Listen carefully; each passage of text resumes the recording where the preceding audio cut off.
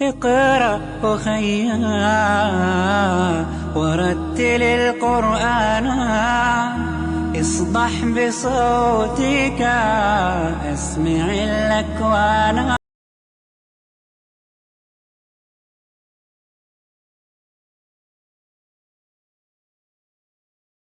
السلام علیکم ورحمۃ اللہ وبرکاتہ. بسم اللہ والحمد للہ والصلاة والسلام علی رسول اللہ، اما بعد فاعوذ باللہ من الشیطان الرجیم. بسم اللہ الرحمن الرحیم. گزشتہ تفسیر میں ہم نے آپ کو تفسیر کی بنیادی تعریفات لغوی اور اصطلاحی، اور اسی طرح تفسیر بالمأثور کے تعلق سے اس کی اقسام، اور تفسیر بالرائے کی طرف سے اس کی اقسام، اس کی تعریف پوری تفصیل کے ساتھ الحمدللہ ہم نے بیان کی تھی. آج کی ہماری تفسیر کی تیسری کلاس ہے، اور اس تیسری کلاس میں انشاءاللہ ہم تفسیر بالمأثور جس کی ہم نے اقسام پڑھی تھی اس کی مثالیں انشاءاللہ آج آپ کو بیان کریں گے، تاکہ آپ کو یہ اندازہ ہو سکے کہ تفسیر بالمأثور کی قرآن مجید میں عملی طور پر کیا کیا مثالیں موجود ہیں. ان میں سے ایک ایک مثال آپ کو سمجھانے کے لیے ہم انشاءاللہ بیان کر رہے ہیں. نمبر ایک، تفسیر بالمأثور کی جو سب سے پہلی قسم تھی، قرآن مجید کی تفسیر قرآن مجید سے. اللہ رب العالمین کا ارشاد ہے، انا انزلناہ فی لیلۃ مبارکۃ انا کنا منذرین. سورۃ الدخان کی آیت مبارکہ ہے، بے شک ہم نے اسے ایک برکت والی رات میں نازل کیا ہے، ہم بے شک اس کے ذریعے سے لوگوں کو ڈرانا چاہتے ہیں. تو اس آیت مبارکہ میں اللہ تعالیٰ نے لیلہ مبارکہ کا ذکر کیا ہے، لیلۃ مبارکۃ، ایک برکت والی رات. سوال پیدا ہوتا ہے، انسان سوچتا ہے کہ یہ برکت والی ایک رات کون سی ہے، اس کو کیسے پہچانا جائے گا؟ اس کی تفسیر خود اللہ رب العالمین نے قرآن مجید کے اندر ہی بیان کی ہے. آپ اللہ تعالیٰ کا فرمان ہے، انا انزلناہ فی لیلۃ القدر، یقیناً ہم نے اس قرآن مجید کو لیلۃ القدر میں نازل فرمایا ہے. یہ اس کی ایک عمومی تعیین ہو گئی کہ وہ جو رات ہے اس رات کا نام جو ہے وہ لیلۃ القدر ہے. لیلہ مبارکہ ہونا اس کی صفت ہے، لیلۃ القدر اس کا نام ہے. قدر والی رات یعنی منزلت والی رات، اس کو لیلۃ القدر کہا جاتا ہے، اور ہم اردو زبان میں اس کو شب قدر کہتے ہیں. اس سے یہ بات معلوم ہو جاتی ہے کہ اب یہ رات جو ہے کس مہینے میں آتی ہے. اس کی بھی وضاحت قرآن مجید میں ویسے موجود ہے. اللہ تعالیٰ فرماتا ہے، شہر رمضان الذی انزل فیہ القرآن ھدی للناس وبینات من الھدی والفرقان.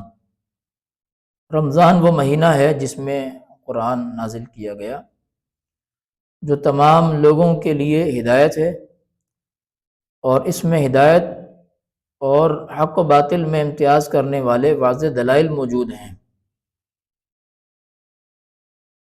تو یہ بات بالکل واضح ہو گئی قرآن مجید کی تفسیر قرآن مجید کی ہی روشنی میں کہ لیلہ مبارکہ سے مراد لیلۃ القدر ہے، اور لیلۃ القدر جو ہے وہ رمضان کے مہینے میں ہے. لہذا ایک رات جو لیلۃ القدر کی ہے اس کی بھی تعیین ہو گئی، اور جو جس مہینے میں وہ رات ہے اس مہینے کی بھی تعیین ہو گئی. تو بات بالکل واضح ہو گئی.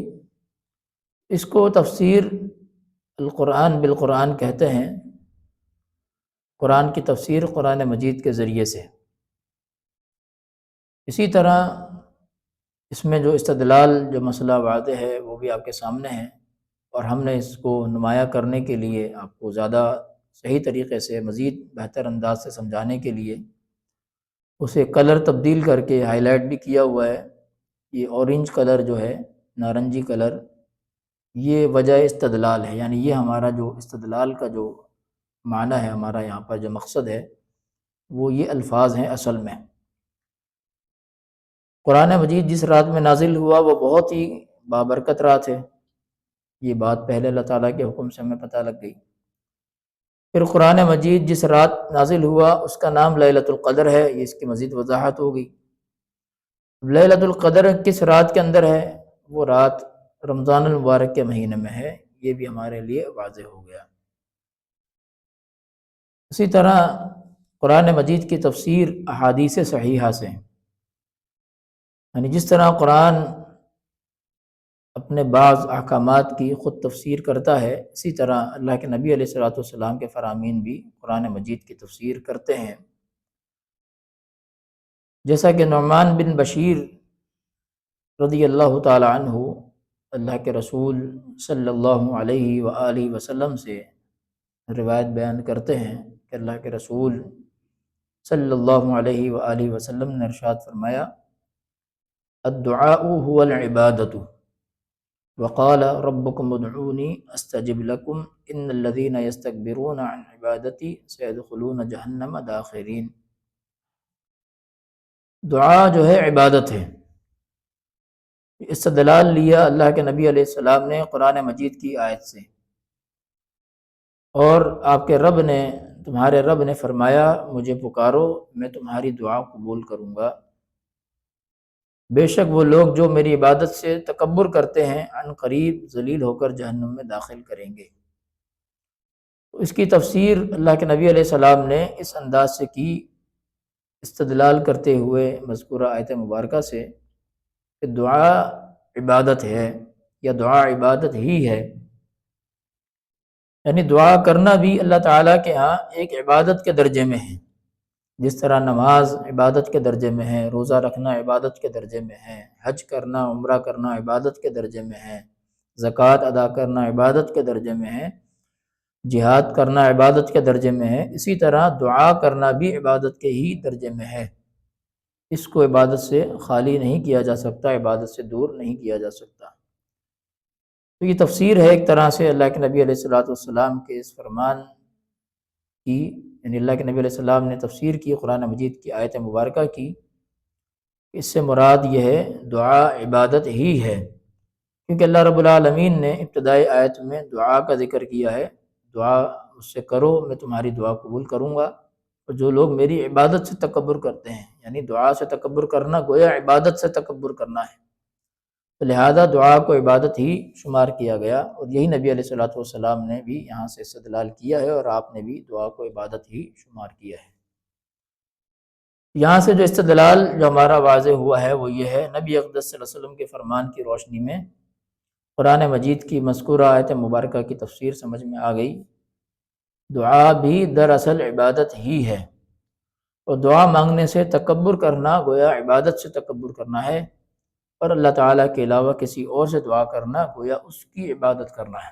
یہ بھی بات یہاں سے واضح ہو گئی کہ جو شخص اللہ کو چھوڑ کر غیر اللہ سے مانگتا ہے تو وہ بھی ایسا ہی ہے جیسے غیر اللہ کو کوئی شخص سجدہ کرتا ہے، یا اس کے آگے رکوع کرتا ہے، یا اس سے اپنی کوئی حاجت کا سوال کرتا ہے، تو جس طرح یہ شرک ہے اسی طرح اس سے دعا کرنا بھی شرک ہے، اس سے مانگنا کہ وہ دے دے، وہی دینے پر قادر ہو، اس نظریے سے کے ساتھ دعا کرنا یہ گویا اس کی عبادت کرنا ہے، اور یہ شرک ہے۔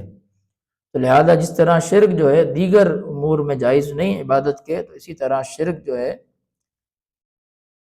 دعا کے امور میں بھی جائز نہیں ہے۔ اسی طرح قرآن مجید کی تفسیر آثار صحابہ سے یہ تیسرے نمبر پر ہے، پہلے نمبر پر قرآن مجید کی تفسیر قرآن مجید سے، دوسرے نمبر پر قرآن مجید کی تفسیر احادیث صحیحہ سے، اور تیسرے نمبر پر قرآن مجید کی تفسیر آثار صحابہ و تابعین سے۔ تابعین کی مثال بھی انشاءاللہ ہم آگے آپ کو دیں گے۔ سیدنا زر بن حبیش رحمہ اللہ یہ تابعی ہیں، جلیل القدر تابعی ہیں۔ سیدنا عبداللہ بن مسعود رضی اللہ تعالیٰ عنہ کے یہ شاگرد ہیں، اور دیگر صحابہ سے بھی ان کی روایات موجود ہیں۔ فرماتے ہیں کہ عبداللہ بن مسعود رضی اللہ تعالیٰ عنہ قرآن مجید کی جو آیات ہیں فَكَانَ قَابَ قَوْسَيْنِ أَوْ أَدْنَىٰ فَأَوْحَىٰ إِلَىٰ عَبْدِهِ مَا أَوْحَىٰ، اس کے بارے میں فرماتے ہیں کہ یہ اللہ کے رسول صلی اللہ علیہ وسلم نے جبریل علیہ السلام کو دیکھا تھا اور ان کے 600 پر تھے۔ فَكَانَ قَابَ قَوْسَيْنِ أَوْ أَدْنَىٰ فَأَوْحَىٰ إِلَىٰ عَبْدِهِ مَا أَوْحَىٰ۔ اس کا معنی کیا ہے؟ یعنی صرف 2 کمانوں کا فاصلہ رہ گیا تھا جب اللہ کے نبی علیہ السلام معراج کے موقع پر تشریف لے گئے تھے۔ وہاں آپ کو سدرۃ المنتہا کے پاس بلند کیا گیا۔ اس واقعے کی طرف یہ اشارہ ہے کہ اس وقت صرف 2 کمانوں کا فاصلہ رہ گیا تھا، بلکہ اور بھی کم، یعنی اس سے بھی کم۔ پھر اللہ تعالیٰ نے اپنے بندے پر وحی نازل کی، جو کچھ بھی نازل کیا۔ اس سے متعلق جو بات ہے وہ جبریل علیہ السلام سے متعلق ہے، نہ کہ اللہ تعالیٰ سے متعلق۔ جیسا کہ بعض لوگ یہ دعویٰ کرتے ہیں جو کہ اہل بدعت اور بدعقیدہ گروہ سے تعلق رکھتے ہیں، ان کا دعویٰ یہ ہے کہ اس سے مراد اللہ تعالیٰ ہیں، یعنی اللہ کے نبی علیہ السلام نے قربت حاصل کی اللہ تعالیٰ کی، اور آپ اتنے قریب ہو گئے اللہ تعالیٰ سے کہ گویا 2 کمانوں کا فاصلہ ان کے درمیان رہ گیا، اور اللہ تعالیٰ نے براہ راست آپ کے اوپر وحی کی۔ حالانکہ یہ بات قرآن و سنت سے ثابت بھی نہیں ہے، اور بلکہ قرآن و سنت کے مسلمہ عقائد کے بالکل برخلاف ہے، اور وہ یہ دعویٰ بھی کرتے ہیں کہ معراج کے موقع پر اللہ کے نبی علیہ السلام نے اللہ تعالیٰ کو بنفس نفیس اپنی آنکھوں سے دیکھا ہے۔ تو اس میں دونوں باتوں کی نفی ہے۔ سیدنا عبداللہ بن مسعود رضی اللہ تعالیٰ عنہ جلیل القدر صحابی یہ فرماتے ہیں اس آیت سے استدلال کرتے ہوئے کہ یہ دیکھنا اور یہ قریب ہونا، یہ دونوں چیزیں جبریل علیہ السلام کے تعلق سے ہیں، نہ کہ اللہ تعالیٰ کے تعلق سے۔ نبی علیہ السلام نے جبریل علیہ السلام کو دیکھا تھا، اور آپ کا جبریل کو دیکھنا یہ دوسری مرتبہ تھا۔ پہلی مرتبہ آپ نے اس وقت جبریل علیہ السلام کو ان کی اصل حالت میں دیکھا جب وہ ابتدائی طور پر اللہ کے نبی علیہ السلام پر وحی لے کر آئے تھے۔ اس موقع پر جبریل علیہ السلام کو اللہ کے نبی علیہ السلام نے پہلی مرتبہ ان کی اصل حالت میں دیکھا تھا، اور یہ دوسرا موقع تھا کہ معراج کے موقع پر اللہ کے نبی علیہ السلام نے جبریل علیہ السلام کو اپنی ان کی اصل حالت میں دیکھا، جو کہ فرشتے کی ایک حالت ہوتی ہے۔ وگرنہ تو جبریل علیہ السلام وحی نازل کرنے کے لیے اللہ کے نبی علیہ السلام کے پاس عموماً انسانی شکلوں میں آیا کرتے تھے، یا مختلف انداز اختیار کرتے وحی کے نازل کرنے کے لیے، یا غائب رہ کے وحی نازل کرتے۔ تو بہرحال اصل شکل میں دیکھنے کا یہ دوسرا موقع ہے، اور اس حالت میں دیکھا کہ جبریل علیہ السلام کے 600 پر تھے۔ لہذا اس سے یہ بات واضح ہو گئی، جو استدلال یہاں سے ہمیں حاصل ہوتا ہے وہ یہ ہے، اللہ کے نبی صلی اللہ علیہ وسلم نے جبریل علیہ السلام کو ان کی اصل حالت میں دیکھا تھا، نہ کہ اللہ تعالیٰ کو، اور آپ صلی اللہ علیہ وسلم جبریل سے قریب ہوئے تھے، نہ کہ اللہ رب العزت کے، جیسا کہ بعض اہل بدعت اور بدعقیدہ لوگوں کا اس آیت مبارکہ کی تفسیر میں یہ نظریہ ہے کہ آپ نے اللہ تعالیٰ کو دیکھا اور اللہ تعالیٰ کے قریب ہوئے۔ لہذا یہ تفسیر صحابہ سے ثابت ہو جاتی ہے۔ اسی طرح تفسیر کی مثال، جو تفسیر بالمعصور کی تیسری قسم ہے، قرآن مجید کی تفسیر صحابہ و تابعین سے۔ صحابہ کی مثال تو ہم نے آپ کو دے دی، تابعین سے بھی مثال یہاں موجود ہے۔ اللہ رب العالمین کا ارشاد ہے، ان الذین یکتمون ما انزلنا من البینات والہدی من بعد ما بیناہ للناس فی الکتاب اولئک یلعنہم اللہ ویلعنہم اللاعنون۔ بے شک جو لوگ ہمارے نازل کردہ واضح دلائل اور ہدایت کی باتیں چھپاتے ہیں، جو کہ ہم اپنی کتاب میں سب لوگوں کے لیے کھول کر بیان کر چکے ہیں، تو ایسے ہی لوگ ہیں جن پر اللہ بھی لعنت کرتا ہے اور لعنت کرنے والے بھی لعنت کرتے ہیں۔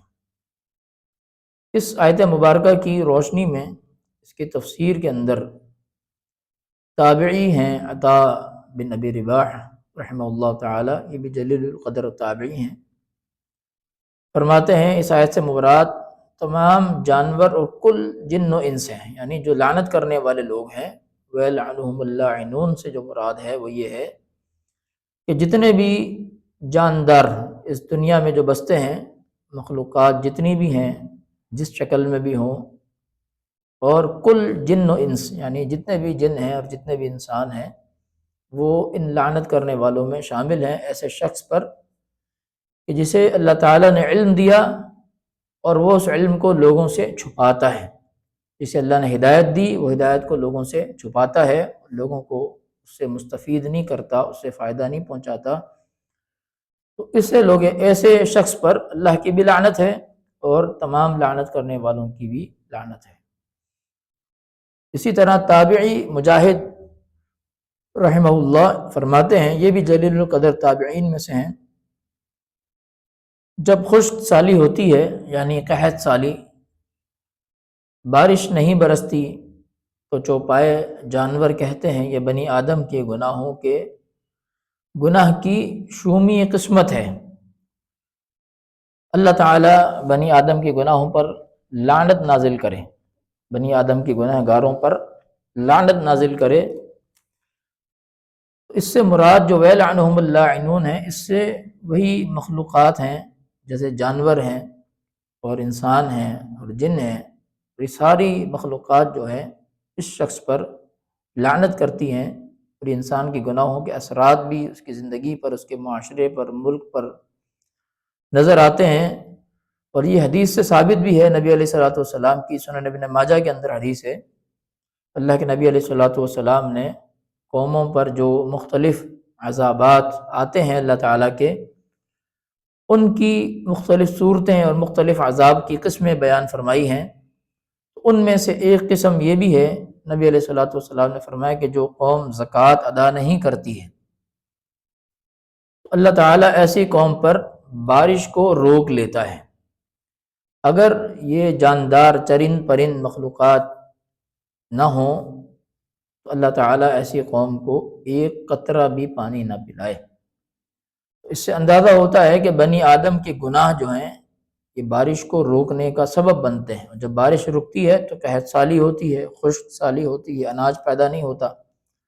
جب اناج پیدا نہیں ہوتا تو جانور جیسی جو مخلوقات ہیں، جو چوپائے وغیرہ ہیں، دیگر انسان اور جن کے علاوہ جو مخلوقات ہیں، وہ لعنت کرتی ہیں بنی آدم پر، اس لیے کہ اس کے گناہوں کا نتیجہ ہے، جس کی وجہ سے بارش نہیں ہو رہی، اناج پیدا نہیں ہو رہا، زمین کچھ اگا نہیں رہی، اور ان جانوروں کو بھی کھانے کا نہیں مل رہا، وہ بھی پانی کے لیے تڑپ رہے ہیں اور پیاسے ہیں اور کھانے کا انہیں نہیں مل رہا، جس کی وجہ سے وہ لعنت کرتے ہیں، بد دعائیں کرتے ہیں بنی آدم کے گنہگاروں پر۔ لہذا انسان کے گناہوں کے اثرات اس کے معاشرے پر ہوتے ہیں۔ یہاں سے جو تفسیر اصل مقصد ہے، جو ہمارا موضوع ہے، وہ یہ ہے کہ لعنت کرنے والے جو اس آیت مبارکہ کے اندر ذکر ہے، اس سے مراد کیا ہے، اللہ کے علاوہ جو اور لعنت کرنے والے ہیں وہ کون مراد ہیں؟ تو مراد اس سے جانور بھی ہیں، اور اس سے مراد جن بھی ہیں، اور اس سے مراد انسان بھی ہیں۔ اسی طرح قرآن مجید کی تفسیر لغت عرب سے یہ چوتھی قسم ہے، پہلی تین آپ نے سماعت کر لی، یہ چوتھی قسم قرآن مجید کی تفسیر لغت عرب سے۔ اللہ رب العالمین کا ارشاد گرامی ہے، ان شانئک ھو الابتر، یقیناً آپ کا دشمن ہی جڑ کٹا ہے۔ یہاں دشمن کا جو لفظ استعمال ہوا ہے شانئک، یہ شانئک کا جو معنی ہے لغت کے اندر یعنی مبغضوں کا، بغض رکھنے والا، آپ سے بغض، دشمنی، عداوت رکھنے والا۔ دشمن عدو کو بھی کہتے ہیں، عدو دشمن سے ہے، دشمن یعنی کوئی بھی دشمن، عام دشمن اس سے مراد ہے۔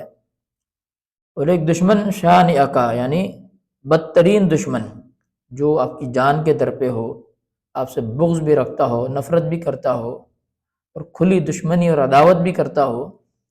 اس سے مراد وہ دشمن ہے جو زیادہ خطرناک ہے ایک عام دشمن سے، جیسا کہ ابو لہب آپ کا دشمن تھا، ابو جہل آپ کا دشمن تھا، عتبہ آپ کا دشمن تھا، شیبہ آپ کا دشمن تھا، مشرکین مکہ کے بہت سارے ایسے لوگ ہیں، ولید آپ کا دشمن تھا۔ اس طرح یہ جو دشمن تھے، یہ اللہ کے نبی علیہ الصلوۃ والسلام کے بارے میں یہ کہا کرتے تھے کہ آپ کی چونکہ کوئی نری نہ اولاد دنیا میں زندہ نہیں رہتی، لہذا ان کے بقول ان کی نظر میں آپ دنیا سے اس طرح جائیں گے گویا کہ کوئی بعد میں آپ کا نام لیوا نہیں ہوگا۔ تو ان کو یہ بات معلوم نہیں تھی کہ اللہ رب العالمین تو آپ کے نام کو قیامت تک کے لیے بلند کرنے والا ہے، وَرَفَعْنَا لَكَ ذِكْرَكَ، آپ کے ذکر کو ہم نے بہت بلند کر دیا ہے۔ تو ذکر تو ان کا باقی رہا، نبی علیہ الصلوۃ والسلام کا، ان کا باقی نہیں رہا۔ یہ مرکب گئے، ان کی اولادیں ہونے کے باوجود کوئی ان کا نام لیوا آج بھی دنیا میں موجود نہیں ہے، بلکہ اللہ کے نبی علیہ الصلوۃ والسلام کا نام نامی، آپ کا ذکر مبارک تو ہر اذان میں، اقامت میں، نماز کے علاوہ عام محافل کے اندر، ذکر و دروس کے اندر، تفاسیر کے اندر، ہر جگہ اللہ کے نبی علیہ الصلوۃ والسلام کا نام نامی دنیا کے ہر کونے کے اندر، ہر لمحے کے اندر موجود ہے، ہر وقت موجود ہے۔ لہذا اللہ کے نبی علیہ الصلوۃ والسلام کے نام کو تو اللہ تعالیٰ نے زندہ رکھا، لیکن ان دشمنوں کے ناموں کو اللہ تعالیٰ نے ہمیشہ کے لیے ختم کر دیا۔ لہذا ثابت اصل میں یہ ہوا کہ قرآن مجید کی تفسیر لغت عرب سے بھی کی جا سکتی ہے۔ تو یہ چار جو ہیں تفسیر بالمعصور کی قسمیں تھیں، اور ان کی مثالیں ہم نے یہاں آپ کے سامنے بیان کر دی۔ اب آگے جو ہے تفسیر قرآن مجید سے استفادے کی شرائط و آداب۔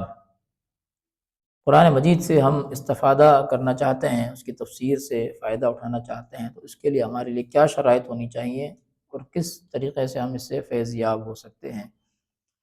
قرآن مجید کی تفسیر سے استفادے کی جو شرائط ہیں وہ کل 5 ہیں۔ ان کو اچھی طرح سمجھ لیں، لکھ بھی لیں اور انہیں یاد بھی کر لیں۔ نمبر 1، رضا الہی کی اتباع۔ نمبر 2، حسن اخلاق۔ نمبر 3، خواہشات نفسانی سے اجتناب۔ نمبر 4، تفکر و تدبر۔ اور نمبر 5، احترام علماء کرام۔ یہ 5 شرائط ہیں جن کے ذریعے سے، جن کو حاصل کرنے کے بعد کوئی بھی شخص قرآن مجید کی تفسیر کر سکتا ہے اور اس سے فیض یاب ہو سکتا ہے۔ رضا الہی کی اتباع۔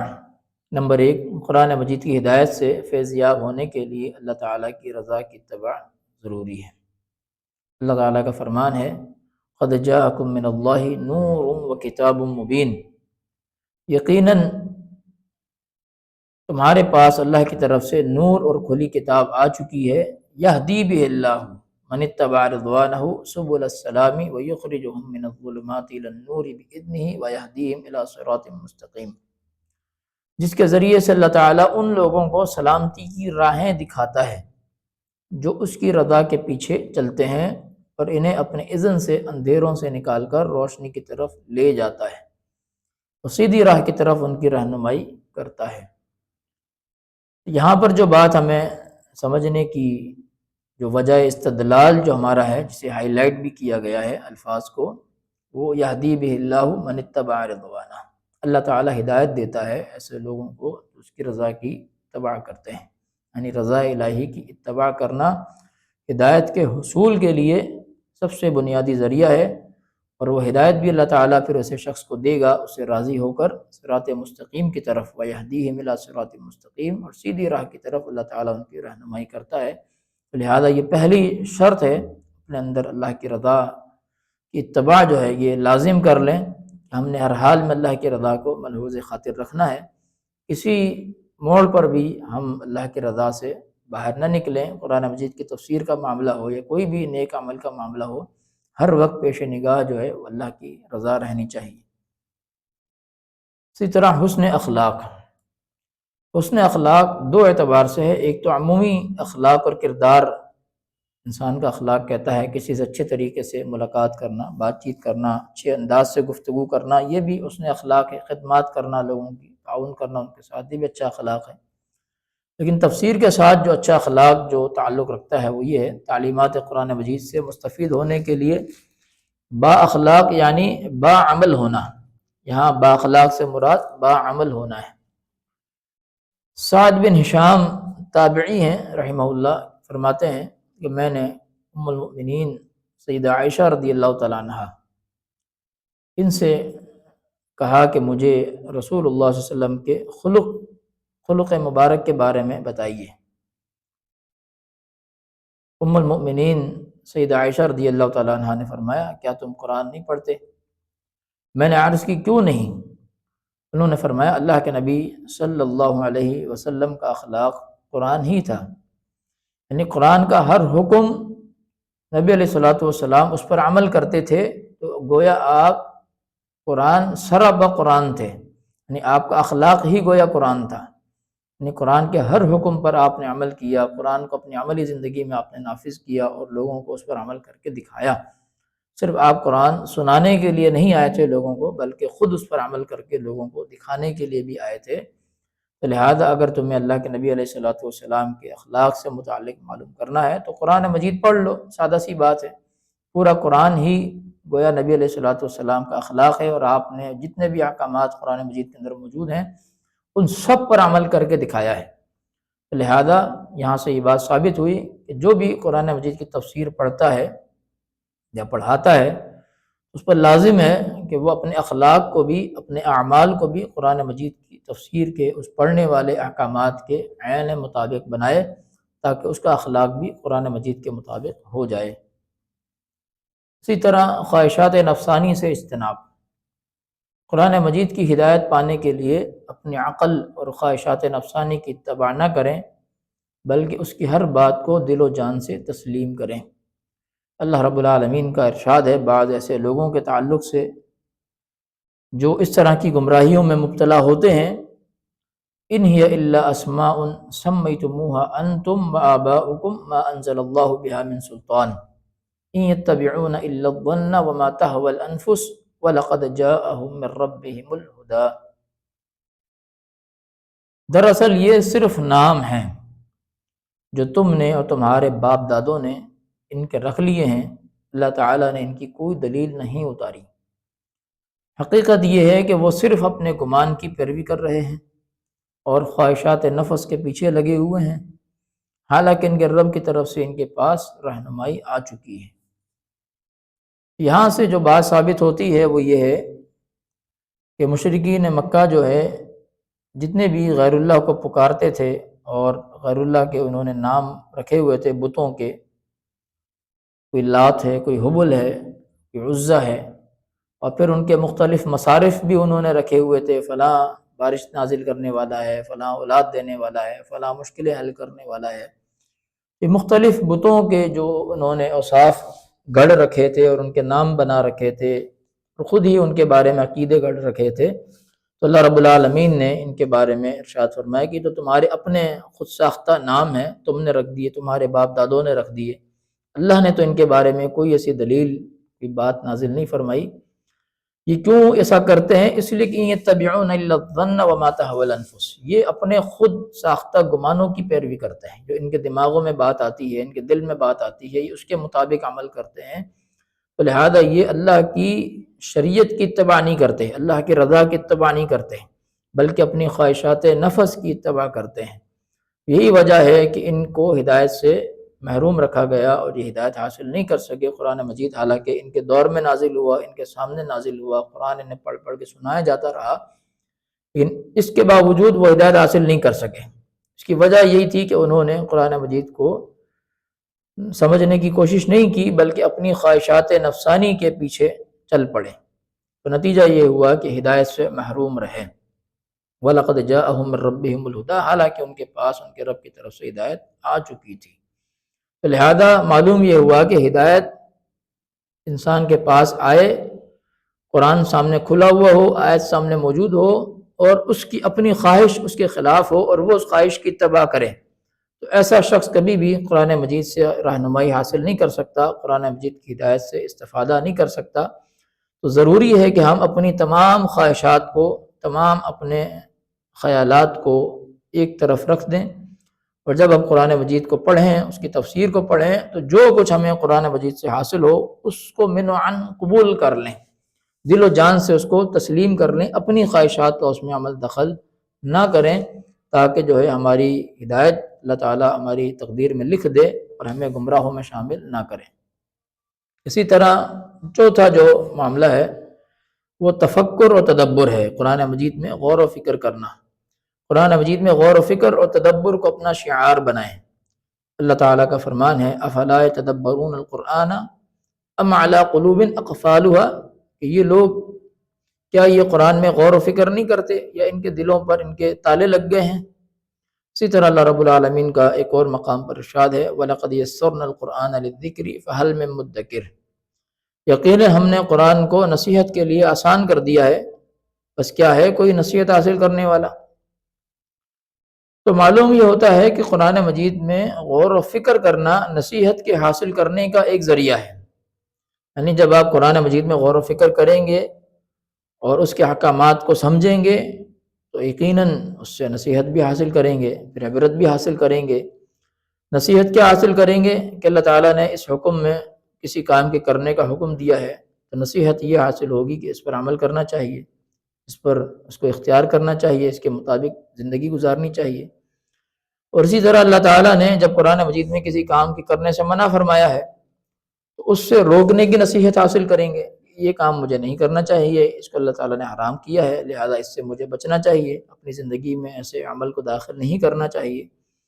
یہ نصیحت کا حصول اسی وقت ہوگا جب آپ قرآن میں غور و فکر کریں گے، اور غور و فکر کرنے کے لیے ضروری ہے کہ ہمارے دل کھلے ہوں، دلوں پر تالے نہ لگے ہوئے ہوں۔